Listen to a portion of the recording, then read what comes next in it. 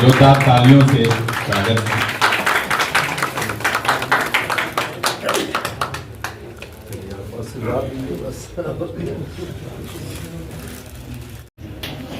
इस सुल्तानगंज की धरती पर पहली बार इनका यहां आज पैर पड़ा है और इनके बारे में क्या व्याख्यान करूं। कोई भी आदमी, कोई भी जो इनको नहीं जानते हैं, पहचानते हैं और चले जाइए इनके पास कोई काम लेकर के, ये तुरंत काम करते हैं। नहीं कि ठीक है रख दीजिए, देखेंगे उठेंगे, कुछ नहीं, तुरंत काम करता हूं। निष्पादन होता है, जिसका मैं उदाहरण हूं। इनके पास गया और हमारे यहाँ एसीओ थे जय राम यादव जी। हमने कहा सर बहुत ही उड़ंदा आदमी है, क्या बात है, कितना दिन हुआ? बोले सर अभी 2 महीना हुआ। कैसे होगा? हम कैसे होता, आप मंत्री है भाई, तो आप जानिए। इन्होंने कहा तुरंत आज के आज उनका ट्रांसफर हो गया और उन्होंने कहा और करके दिखाया। मैं उनको प्रणाम करता हूं और मैं आग्रह करता हूं, चूंकि इनको जाना है और गुड्डू जी ने भी एक बार और पहले भी इनका व्यवस्था करवाई थी, लेकिन सर नहीं आ सके कुछ कारणवश से, इसलिए क्षमा चाहेंगे हम गुड्डू बाबू मंत्री जी की तरफ से, चूंकि हमारे गार्जियन हैं और समस्त यहाँ हमारे एसपीओ साहब हैं, प्रखंड विकास पदाधिकारी महोदय सभी लोग हैं। और मैं आग्रह करना चाहता हूं सर एक बात कि बाबा अजगैबीनाथ की धरती है सर, अगर यहाँ 5 मिनट वहां मंदिर पर चला जाता सर, 4 चांद लग जाता सर। करता हूं कि उन्होंने अपने मंत्रिमंडल में हम लोगों के लिए भी स्थान रखा।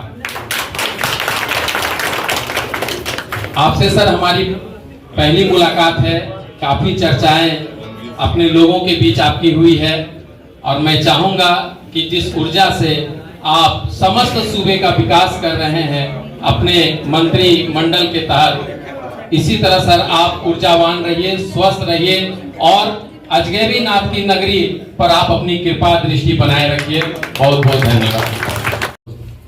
20-30 साल पहले, 30 साल से भी ज्यादा होगा, पैदल यहाँ जल बोझते थे और पैदल बाबा को जल चढ़ाने जाते थे। उसके बाद शायद मौका नहीं मिला। बीच में एक बार हमने समय भी दिया तो बाबा का उस समय बुलाहट नहीं हुआ। ऐसा संजोग है कि बाबा का बुलाहट आ गया और जब तक बाबा का बुलाहट नहीं आता है बाबा नगरी में आप नहीं आ सकते। आज विगत 13 अप्रैल को पटना के मिलर हाई स्कूल में अमर शहीद बंसी चाचा का शहादत समारोह आयोजित किया गया है। यह बात सत्य है कि शहीदों की कोई जात नहीं, लेकिन जब तक उसके जात के लोग नहीं निकलते हैं तब तक आज के मिति में अब किसी महापुरुष का जयंती और पुण्यतिथि मनाना मुश्किल होगा। मैं घटना एक बताता हूं 2014 का, उसके पहले की घटना है 1997 का। सीतामढ़ी जिला के बैरगेनिया एक जगह था, है आज भी, और बैरगेनिया सीतामढ़ी के बीच में एक बागमती बड़ी सी नदी है। बागमती का पेटी बड़ा होता है, उस पर पुल नहीं रहने के कारण बैरगेनिया वाले को अपने देश के भीतर रहने के बाद भी वह अलग टापू पर नजर आता था। और समझ लीजिए कि जब अपने देश से आदमी कट जाता है तो एक तरह का नहीं, शिक्षा, स्वास्थ्य से लेकर के सभी व्यवस्था उनका खत्म हो जाता है। जो पीड़ा स्वतंत्रता के संग्राम में लड़ने वाले बंसी चाचा को हमेशा कुरेदता रहता था। देश तो आजाद हो गया लेकिन बैरगनिया वासी आजाद नहीं। उस क्रम में उस तत्कालीन सरकार को उन्होंने एफिडेविट दे करके 1997 में समय सीमा तय किया कि आप समय सीमा के तहत अगर पुल बनाने का शिलान्यास नहीं करेंगे तो मैं आत्मदाह करूंगा। वो तो जंगल राज था, कोई सुनता था कि आप मर जाइए चाहे मिट जाइए, और उन्होंने आग लगा के मर गए। कोई पूछने वाला नहीं था, क्योंकि वो गरीब अति पिछड़ा कानू हलवाई समाज का लोग इतना बड़ा काम किया था। कोई ऐसा नहीं कि वो पुल बन जाने से उसका जात के लोग ही सिर्फ चलता, उसका परिवार के लोग नहीं चलता, वो सबकी बात करता था। स्वतंत्रता संग्राम की लड़ाई और उसमें जो बलिदान दिया, आजाद भारत कराया, उसमें सबके लिए काम किया था, लेकिन कोई पूछने वाला नहीं था। 2014 में जब हम गए, सुशील मोदी जी के पास थे, मुनेसर कानू है, सब लोग जानते हो ये मुनेसर कानू, वो भी संजोग से। तो सुशील मोदी जी कहे कि केदार जी आपके समाज के एक बंसी चाचा थे, आप लोग जानते हैं, हम भी नहीं जानते थे उस समय पर। तो वो बताए कहानी कि ऐसे ऐसे वो आत्मदाह किया, जब मेरी सरकार बनी, जब हम उप मुख्यमंत्री बने, तब उस पुल को बनाए। तो आप लोग को उनका शहादत मनाना चाहिए।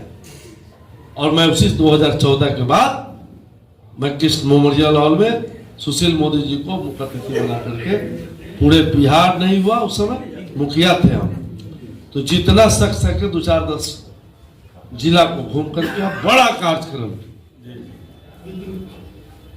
और उसके बाद लगातार नहीं करते थे तो सुशील मोदी जी टोकते थे, क्या केदार जी इस पर भूल गए क्या बंसी चाचा को।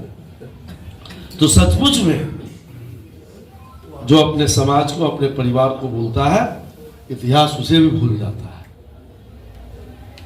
और आज हम लोगों ने तय किया है कि 13 अप्रैल को बंसी चाचा का शहादत पटना के मिलर हाई स्कूल में मनाएंगे। और इसी निमित्त आप लोग के पास आए हैं निमंत्रण देने के लिए कि आप सब लोग यहाँ से हजारों की संख्या में नहीं, सैकड़ों की संख्या में जरूर आइए। और जैसा कि जितेंद्र जी और ये बोल रहे थे, मनोज जी, बात तो सही है कि इस समाज की 3%, अब तो हाथ कंगन के आरसी का, पढ़े लिखे का, फारसी का हमारी सरकार ने गणना कराई है। कानू हलवाई की आबादी सचमुच में 3% के लगभग है। राजनीतिक हिस्सेदारी जो मिलनी चाहिए और नहीं मिली है, लेकिन अगर कोई थोड़ा बहुत दिया भी है तो भारतीय जनता पार्टी ही दिया है, एनडीए गठबंधन से।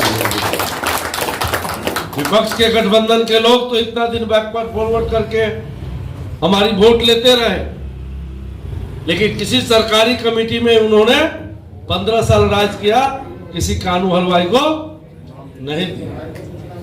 और आज मैं गर्व से कहता हूं कि पिछले मंत्रिमंडल में भी 2 मंत्रिमंडल में कानू हलवाई के बेटा प्रमोद जी को एनडीए गठबंधन में मंत्रिमंडल में जगह मिला, और अभी भी केदार गुप्ता कानू हलवाई के बेटा को कैबिनेट मंत्री बना करके, ठीक है कि हम 243 सीट पर वोट देते हैं, टिकट 2 ही मिलता है, लेकिन मिल भी रहा है तो यही मिल रहा है। और माननीय मुख्यमंत्री नीतीश कुमार जी और मरहूम उप मुख्यमंत्री सुशील कुमार मोदी जी के नेतृत्व में अति पिछड़ा समाज को आरक्षण, त्रिस्तरीय पंचायत में महिला को आरक्षण, और सिर्फ अति पिछड़ा को ही नहीं, सभी समाज को आरक्षण देने का काम किया, तो यही एनडीए गठबंधन की सरकार ने। 2005 से पहले क्या स्थिति था बिहार का? लूट, हत्या, बलात्कार, अपहरण। शाम में आज दीदी लोग बैठी है डट के, मैं भागने के फेर में हूं, लेकिन दीदी लोग निश्चिंत से बैठी है कि मैं शान से जो है मैं उनका बात सुनूंगा, उनका स्वागत करूंगा। यह है अब बिहार की राज नीतीश कुमार जी, सम्राट चौधरी, विजय सिन्हा, दिलीप जायसवाल जी का राज। तो साथियों, आज देश में नरेंद्र भाई मोदी जी के नेतृत्व में, उनके मार्गदर्शन में देश विकसित भारत की ओर बढ़ रहा है, और बिहार बिना विकसित हुए भारत विकसित नहीं होगा। और इसमें संकल्पना है, कानू हलवाई ही नहीं,